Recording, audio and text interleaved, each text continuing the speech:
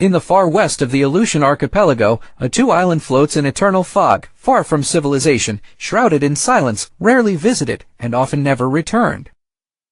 Chapter 1. The Journey. Daniel Holt, an American archaeologist, was obsessed with the local mythology of the remote islands. He had once heard about Attu Island, the last inhabited spot in the west of America, where Inuit and Aleutian myths blend into an inexplicable mystery. Local stories spoke of wind spirits, invisible beings who haunted the island and exacted revenge on anyone who awakened its memory. Despite warnings, Daniel boarded the small plane from Anchorage, then the small skiff piloted by an old sailor named Nolan. Staring into the gray horizon, Nolan told him, "If you hear a voice calling you in the night, don't answer. Whatever happens, don't answer."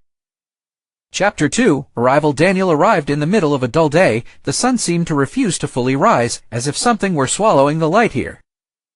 He descended into the ruins of an abandoned World War II military station. The place had been deserted for decades, but it seemed to still be breathing.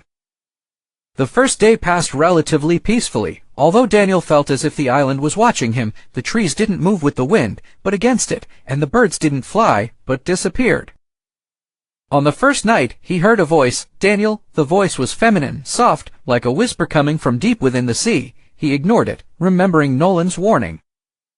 But on the second night, the voice came closer, calling him by his middle name, which he hadn't told anyone. "Elias, Elias, come, we've waited so long for you." He woke up in a panic, but found his tent intact, his recording equipment working. Only a dead bird lay neatly on his chest. Chapter 3. The Descent. On the fourth day, he found a small door in the middle of the forest that hadn't been there before. It was carved into the ground and covered with small bones, most likely human.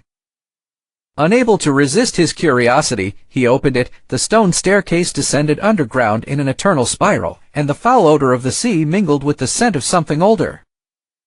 There, deep down, he found the coffin. It wasn't wooden, but carved from black rock, bearing symbols he didn't recognize. Suddenly, he felt a breath behind him. He turned and saw Nolan, the old sailor, but his face was featureless, only taut skin and black eyes like still water. He said, "You answered, Elias. Now you must remember."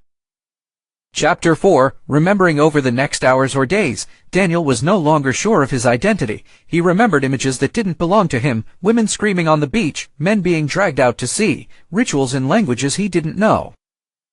He'd been here before, he'd been one of them. Elias was his name in another life, and he'd betrayed the island.